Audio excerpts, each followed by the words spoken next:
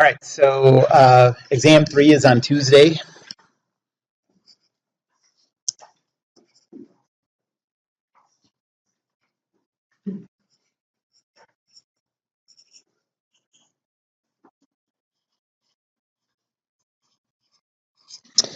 I guess that is the 4, 5, 6, 7, 327.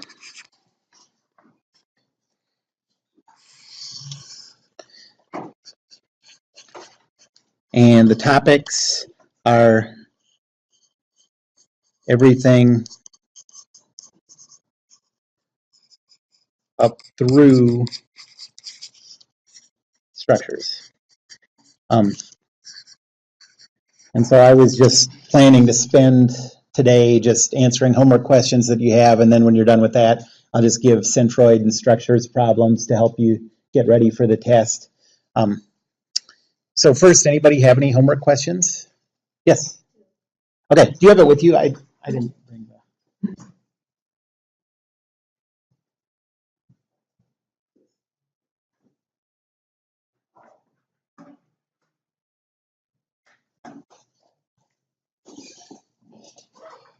Okay, so number 2.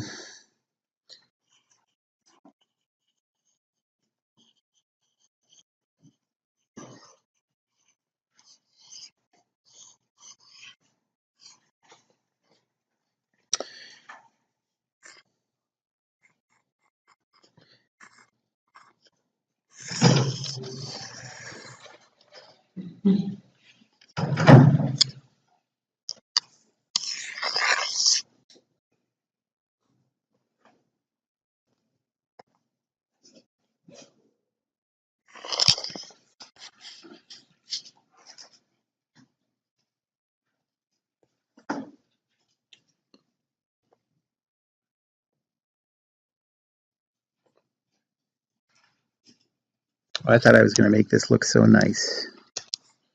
Oh, well. Okay, so there's that. And then there's that. That's not so bad. And another pin joint over here.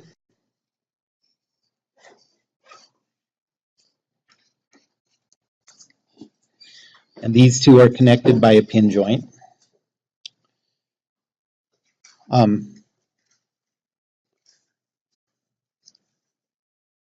The angle with the horizontal of each of these is 10 degrees.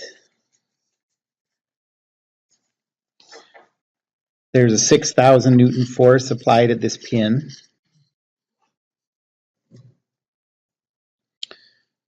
I'll number them 1 and 2, and the joints I'll call this A, B, and C. And the mass of 1 is equal to the mass of 2, and that's 50 kilograms. And we want to calculate the external loads on each member. Bless you.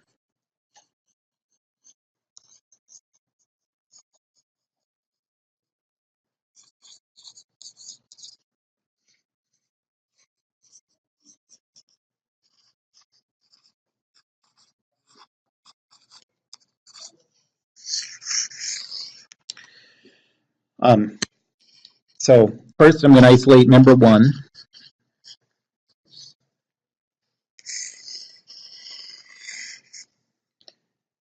There's a weight force at the center of 50 times 9.81, so 490.5. At the left end, there's a reaction force vector. That's a pin joint, so we know that's a force vector. I'll call that RA.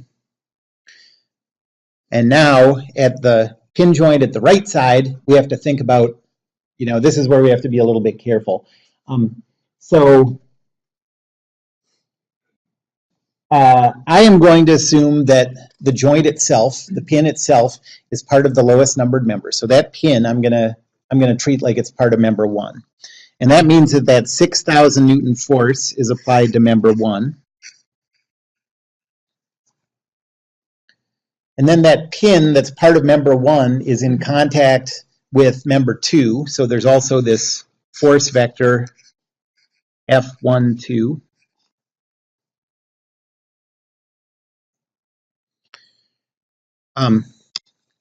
The lengths are, I didn't give that, but that's given. The length of 1 is equal to the length of 2, and it's 1 meter.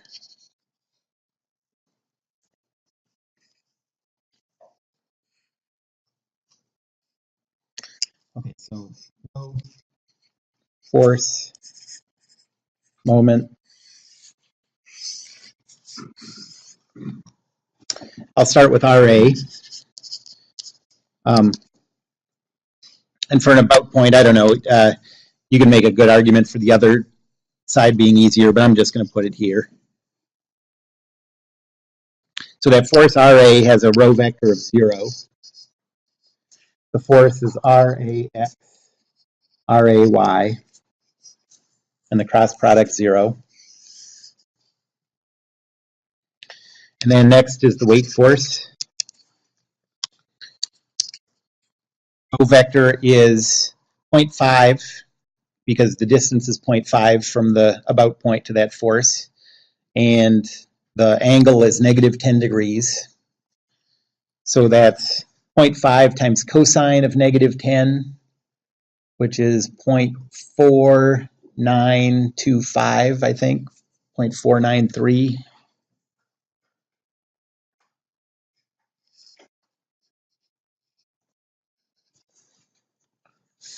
And then 0.174 divided by 2 is 0.0867. Negative 0.087. The weight force is 0, negative 490.5. And what's that cross product? 0.493 times negative 490.5.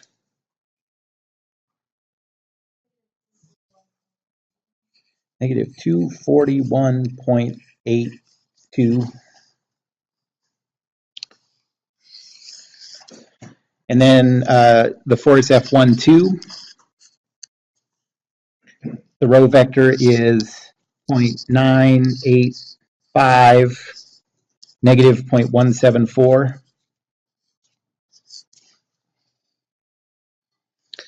The force vector is F12x, F12y. So the cross product is 0.985 F12y plus 0.174 F12x.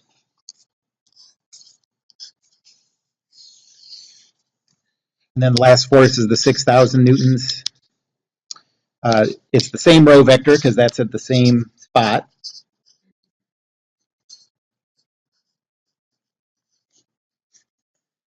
The force vector is 0, negative 6,000. So what's 0.985 times 6,000?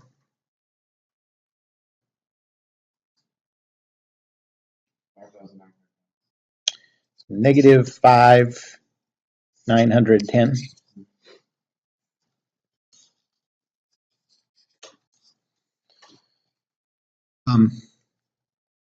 So Newton's second law, you can write out those equations. I'm going to just go right to the equation form for the system of equations. So equation 1 says RAX plus F12x is equal to 0. Equation 2 says RAY plus F12y is equal to positive 6,490.5. And equation 3 says 0.174 F12x plus 0.985 F12y is equal to 1 So 6, 151.82, is that right?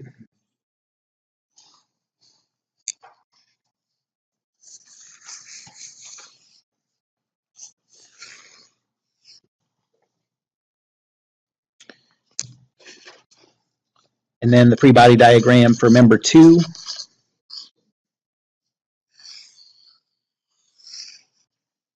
We have the weight force at the middle. That's 490.5. We have the force vector RC at the pin on the right. And then at the left end, that 6,000 Newton force isn't applied to this one because it's applied to the pin, and the pin's part of the other member.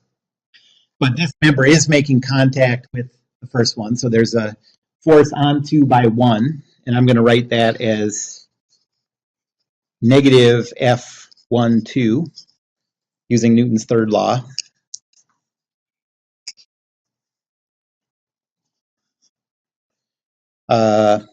I'll use this as the about point for this body.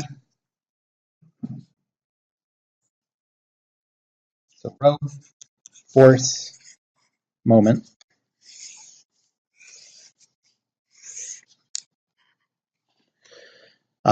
First, the force negative F12. The rho vector is 0. The force vector is negative F12x, negative F12y. Cross product is 0. Then the weight force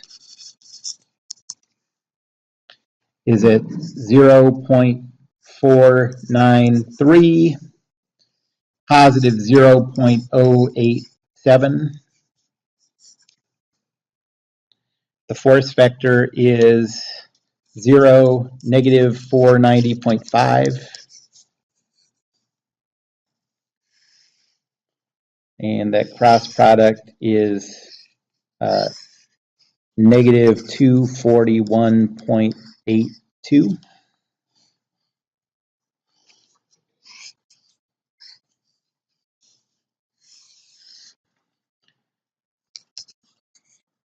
And then the force RC,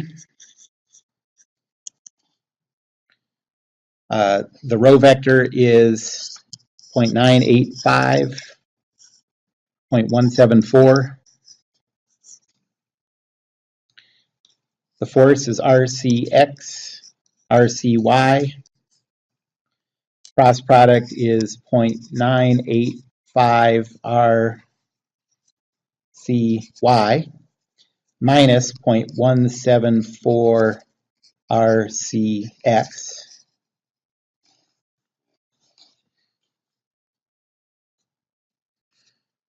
And so our equation 4 says negative F12x plus RCX is equal to 0. Equation 5 says negative F12y plus RCY is equal to positive 490.5. And equation 6 says negative 0.174 RCX plus 0.985 RCY is equal to positive 241.82.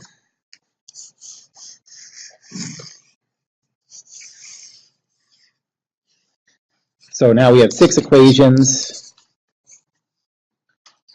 I think we should have 6 variables. We have the force vector RA, so that's 2 variables. The force vector F12 is 2 more, and RC is 2 more. So now we have a system that we can solve.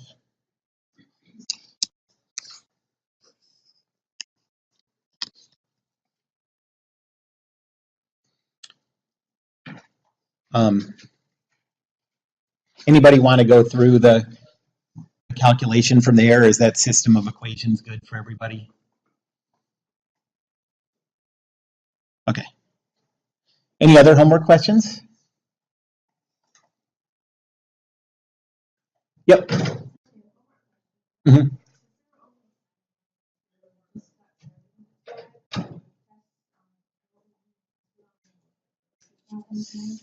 Maybe that was sort of in my head. Maybe I'll assign a handful more, and the whatever problems are on the test will just be of that type, you know. So say I assign 5 more or something, then you'll just be responsible for the stuff that comes up in those first 7. I think that sounds reasonable. Okay. Any other homework questions anybody wants to see? Otherwise, I'll just come up with some, or maybe we could even do one of these homework questions that I haven't assigned together. All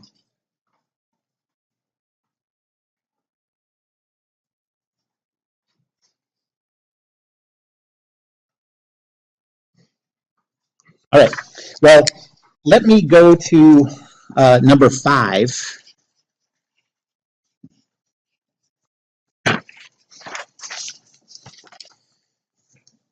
And what I want you to do on this is, so here's what it looks like. It's sort of, there's a lot going on. So there's a beam like that, and a pin joint there, and a pin joint at the midpoint.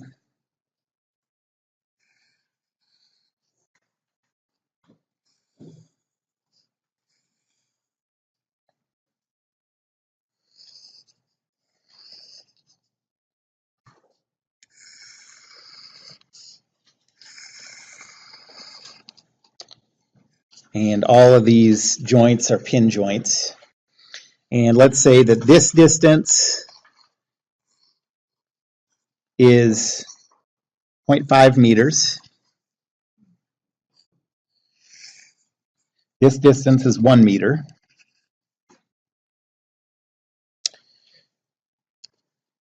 These angles are both 20 degrees.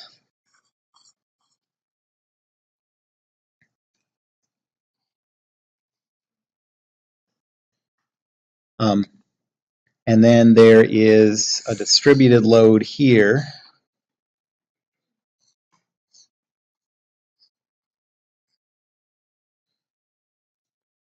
Where this has a maximum of 1,500 newtons per meter.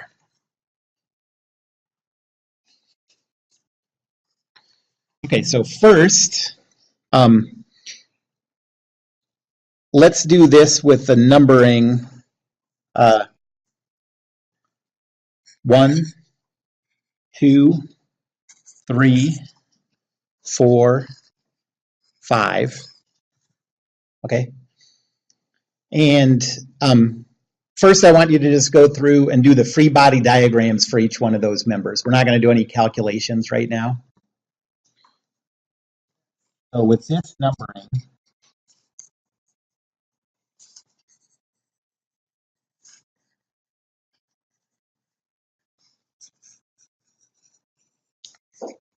draw a free body diagram for each member.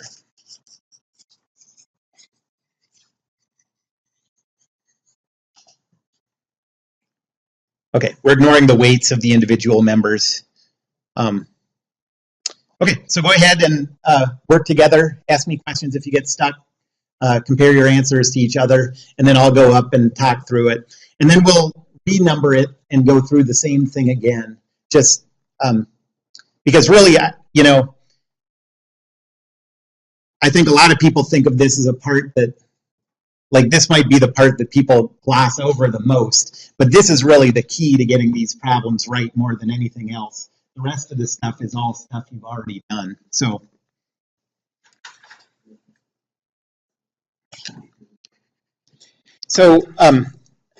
you don't have to do this on every problem, but sometimes if you get confused, and you know, the joints where you have more than 2 members at them are usually the trickiest ones. Drawing a side view of what's happening can be a really helpful thing.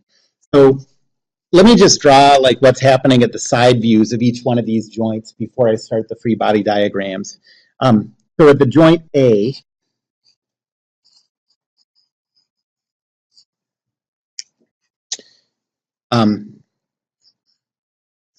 we have the member 1 going away from us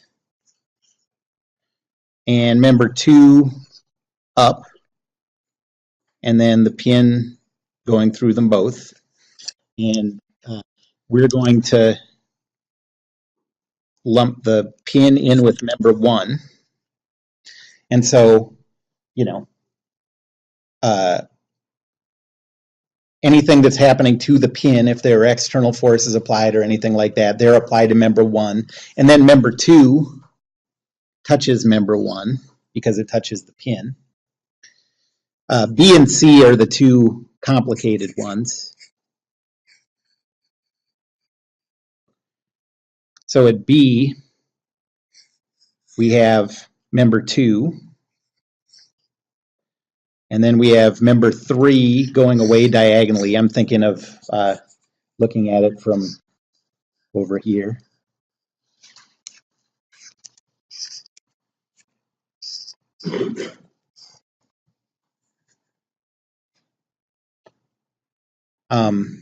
And then member 5 is just going away from us. So here's member 3, here's member 5.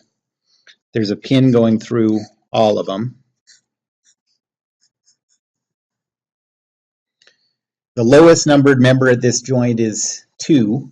So I'm going to assume that that pin is part of member 2. Whoops, that's not it. So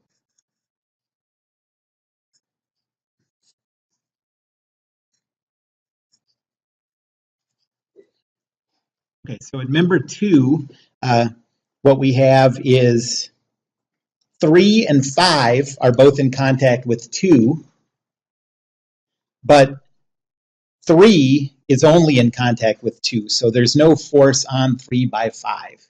And same when you isolate 5, there's no force on 5 by 3. You know, 5 and 3 are just touching those pins. So you'll see that when we go to those free body diagrams. And then C from the side, that's the one I did over there. I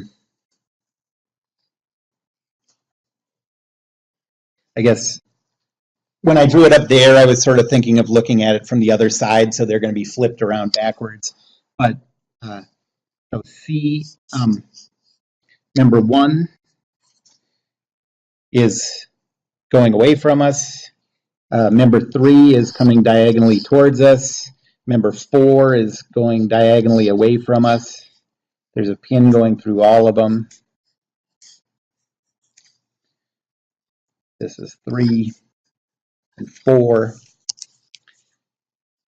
And you see the same story again. On the lowest numbered member at the joint, there's a force from each other member of that joint. But the ones that aren't the lowest numbered members don't touch each other. Okay, so when you isolate 1 at C, you have a force on 1 by 3 and a force on 1 by 4. But when you isolate 3, you only have a force on 3 by 1. You don't have a force on 3 by 5. Any questions about that? And then D is easy. So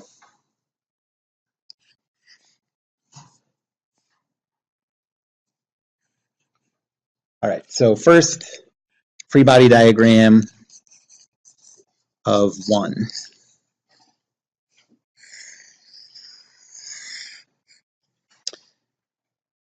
There's a fixed joint with the wall, so that's an unknown force vector and a couple. And then at the middle, there's a pin joint connecting 1 to 2, so this is the force on 1 by 2. And then at the joint C, you have the force on 1 by 3 and the force on 1 by 4.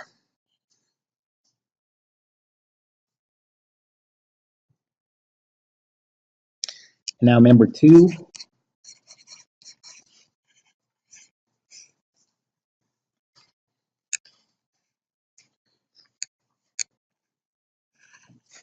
So that's this short one. Down at joint A, I guess I'm calling that A, so this I'll just leave this as R. That's the only reaction force with the outside. So member 2, at A we have contact with member 1. So this is the force on 2 by 1, or negative force on 1 by 2. And then up at the joint B, if you look at this side view, there's contact with 2 from 3 and from 5. So there's a F2-3 and an F2-5.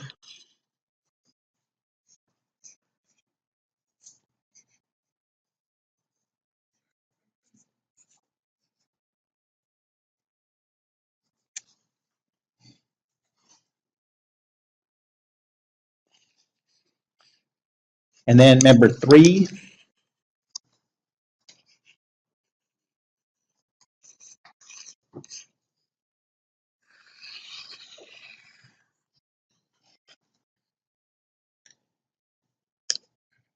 up at the joint B, member 3 is in contact with member 2, but it's not in contact with member 5. So up here, there's a force on 3 by 2, and I'll write that as negative F2-3.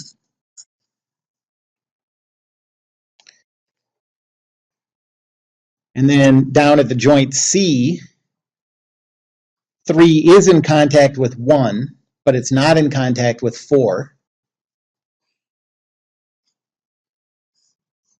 So we just have the force on 3 by 1, which is negative F13.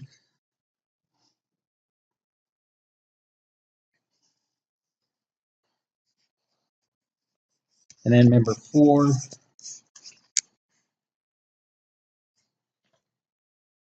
at the joint C, if you look at the side view, 4 is in contact with 1, but it's not in contact with 3. So we have a force on 4 by 1.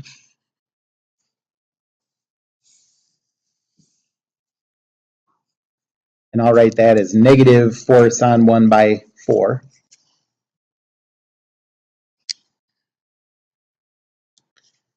And then up at the joint D, we only have 2 bodies in contact here. There's no external forces applied at that pin, so this is just going to be the force on 4 by 5. And what about that distributed load? So it looks like that distributed load is, part of that distributed load is applied at that pin. So why doesn't that show up there? If that is a force applied at that pin, then we're assuming that that pin is part of member 4. So, yeah.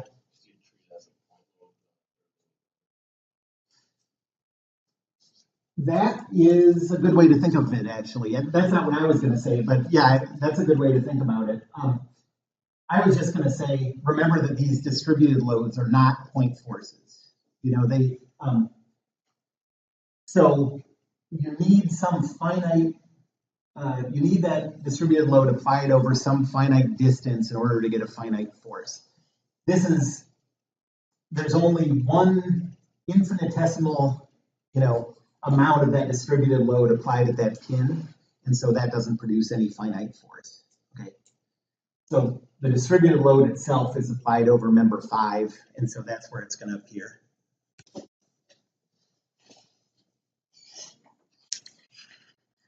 Okay, and then the last one, free body diagram of member 5.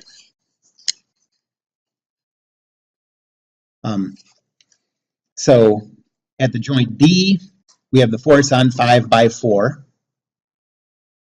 At the joint B, we only have the force on 5 by 2 because 3 and 5 don't touch each other. Yep. What?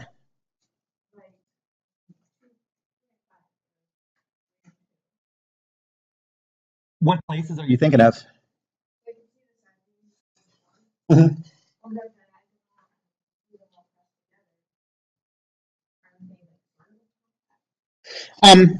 Well, yeah, so this way of drawing it,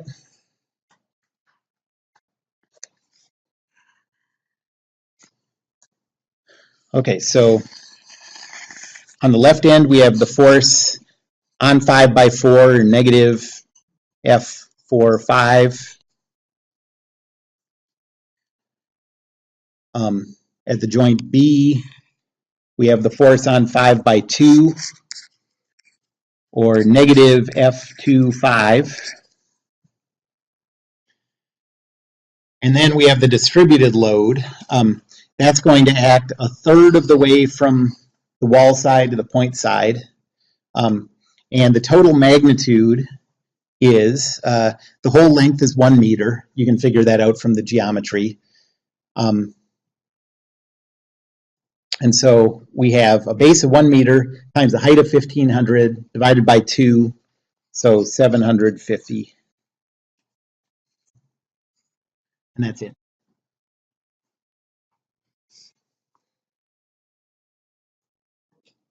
Okay, so this might seem like overkill, but let's do this one more time. We're going to renumber everything, and you'll see that those free body diagrams all look different. But if you actually went through the whole calculation with these two approaches, with these renumberings, in the end, if you calculated the external loads on every body, you'd get the same answers. Okay, so it's arbitrary, but once you choose a system, you have to be consistent in that system. Okay, so let me move this.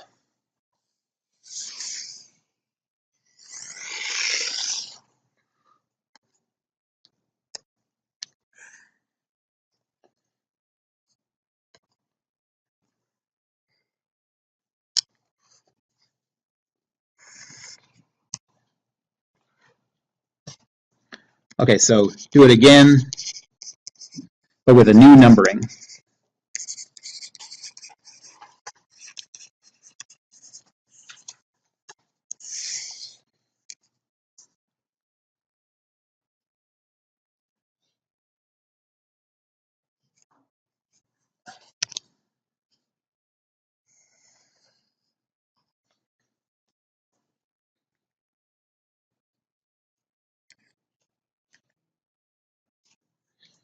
Okay, so this time I'll number from this side. So this is member 1, 2, 3, 4, 5. Yes. It's pretty likely that I would ask a question like this because in a 80-minute test, we don't have time to go through like full structures problems unless they're the simplest type, you know. So I do ask questions like this pretty often on tests. So I'm going to start out with drawing the side views of these joints again. I guess, you know, A and D are pretty simple, so I'm just going to do it for B and C.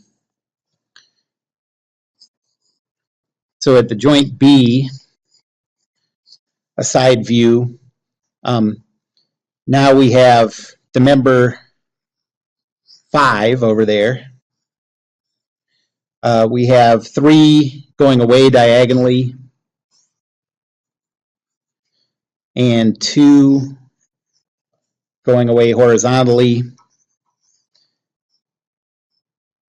And then that's the pin going through everything.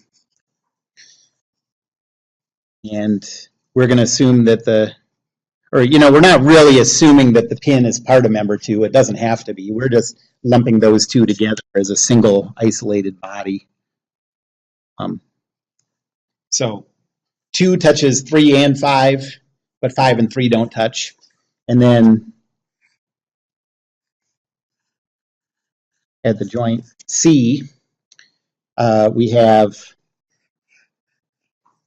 member 4 going away horizontally, member 3 coming towards us diagonally, member 1 going away diagonally,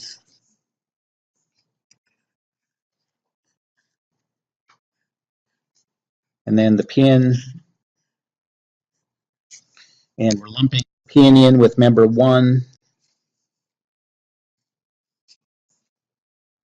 So 1 touches 3 and 4, and 3 and 4 don't touch each other. And it works out the same every time. It's the lowest numbered member at that joint touches everything. The ones that aren't the lowest numbered only touch the lowest numbered. That's just how it works out every time.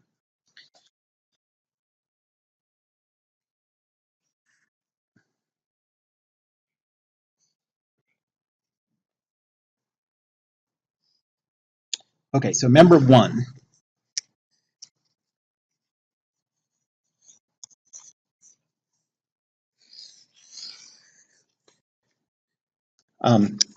That touches member 2 up at the top. So there's the force on 1 by 2. And at C, it touches 3 and 4.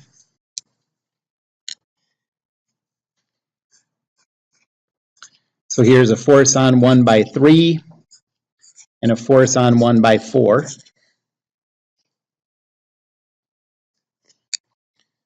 And then member 2 is the one with the distributed load.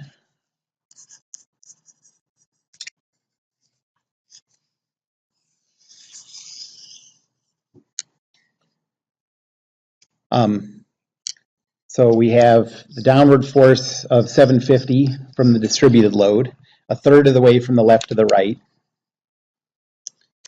Then over here we have the force on 2 by 1, so that's negative F12. And then at B, 2 is the lowest numbered member, so it touches 3 and 5. So here we have the force on 2 by 3 and the force on 2 by 5.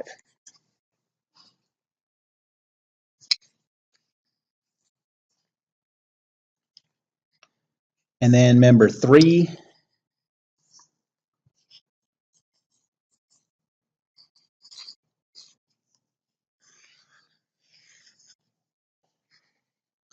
down at the bottom at joint C, 3 only touches 1, it doesn't touch 4.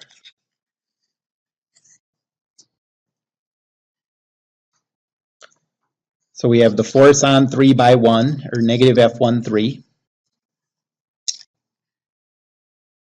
And up at B, it only touches 2, it doesn't touch 5. So we have the force on 3 by 2, or negative F23.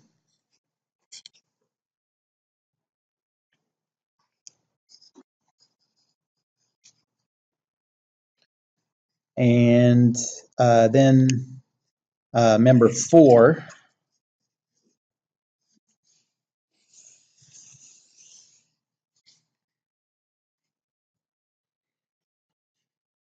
the wall's a fixed joint. So this is a reaction force and a couple.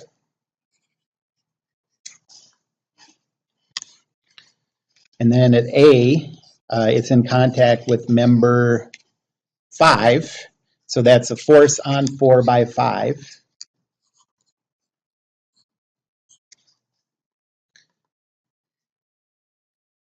And then at C, 4 touches 1, but it doesn't touch 3. So this is the force on 4 by 1, or negative F14.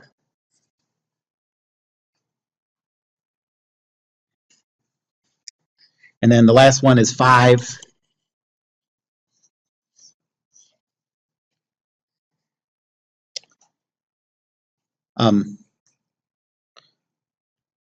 At A, it's touching 4, so that's negative F45. And then the top is joint B. 5 is touching 2, but it's not touching 3. So that's the force on 5 by 2, or negative F25.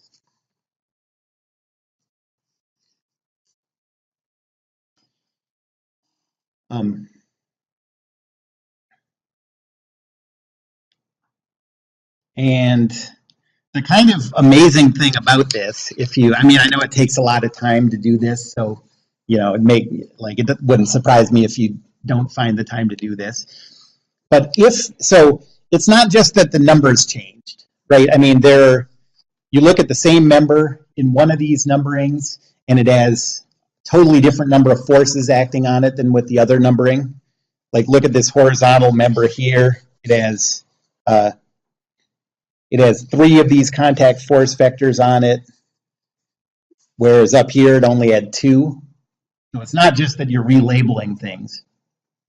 But if you actually go through the problem both ways, and then add up all the forces that are acting on a member at a single point, and come up with a final representation of all the external loads acting on each member, you get the exact same thing, which is it's sort of hard to imagine how it works out, but it works out. Any questions about that one? Okay, let's do one more, and let's just do the free body diagram again for this one. But this is for number 6.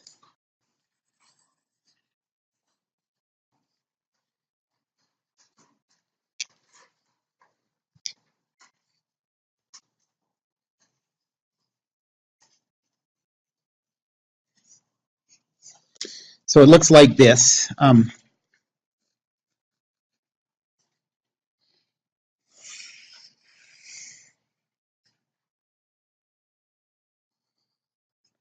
You have a curved piece like that, and a second piece like this, connected here with a pin joint. And then this second piece is connected to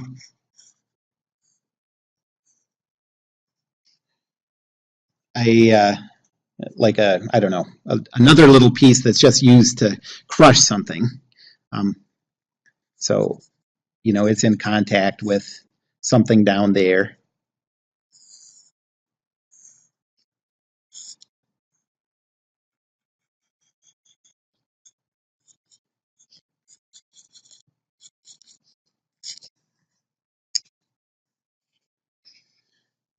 And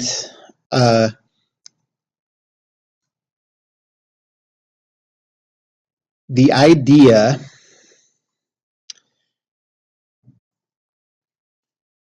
is that there's a force P applied here,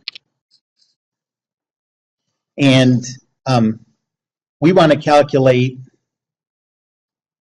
actually the way it's worded more simply than, okay, so there's the joint D, let's call this one A, B, and this is C, where that force P is applied.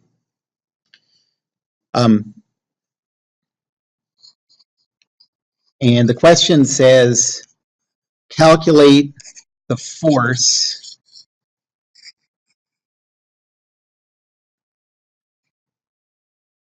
applied to the piston at D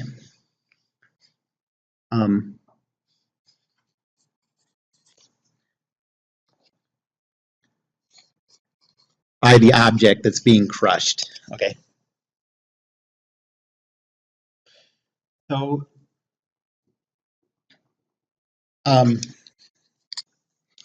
let's think of this as, so we have this is member 1, this is member 2.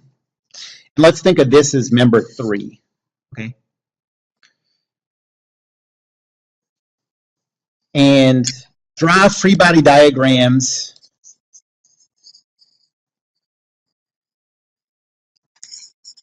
of 1, 2, and 3. And let's call the upward force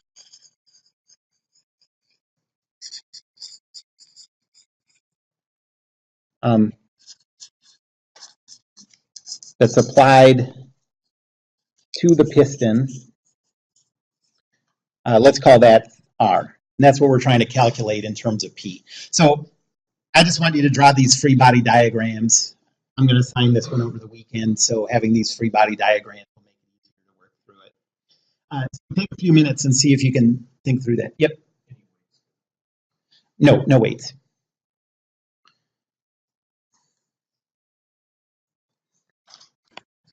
So members 1 and 2, we're used to doing stuff like that. So free body diagram of 1.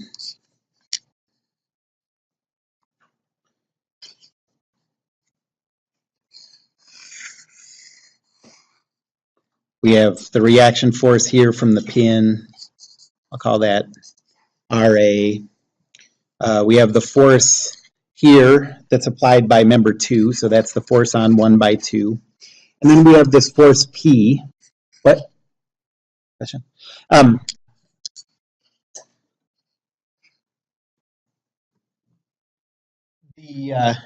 That force P is not a variable that we're trying to calculate. That's the parameter that drives this thing. So our answer for our final answer for R is going to have that P in it. You know, like the harder you push down on P, the harder that crushing force is. Okay, so that's free body diagram 1, and you can get Newton's laws using the geometry. Body diagram of 2, same idea. So here we have negative force on 1 by 2. And here we have the force on 2 by 3. Both of these we have geometry for, so this is going to be Newton's second law and the rotational equation. This is going to be Newton's second law and the rotational equation. Okay. But now member 3,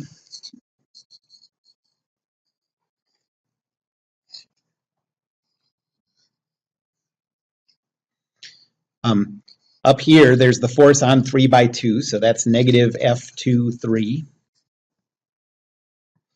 Then there's a force from the wall. We don't know which direction it goes, but I'll just call it F wall. Assume it's going that way. If we get a negative answer, it doesn't matter. And then we have a force up here that we're trying to calculate. That's R. And the key thing to notice here is we don't have any geometry. We're treating this like it's a particle. We don't know we can't talk about the rotation, the moments, or anything. And so this one is just going to, so this is Newton's second law only. And so now let's think about the equations and variables. We have 3, 6, 3 equations for members 1 and 2, but only 2 useful equations for member 3 because we're not using the moment equation. So we have 8 equations. Okay, and variables, hopefully we have 8. We have RA, F12, F23, and then F wall and R.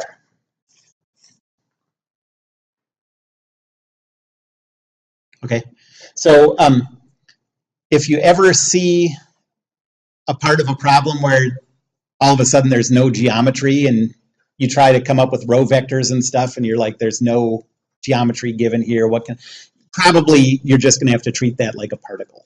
Okay. Any other questions about that? Yes? Would you have to draw a negative? No, because really what this is we're just, so there's forces coming from both walls, and we're just talking about the sum of those two, and this could come out to be negative 50, and that would just mean it's 50 Any other questions? Okay, you still have time to make it to your 8 o'clock class. So. All right, have a good weekend. See you Tuesday.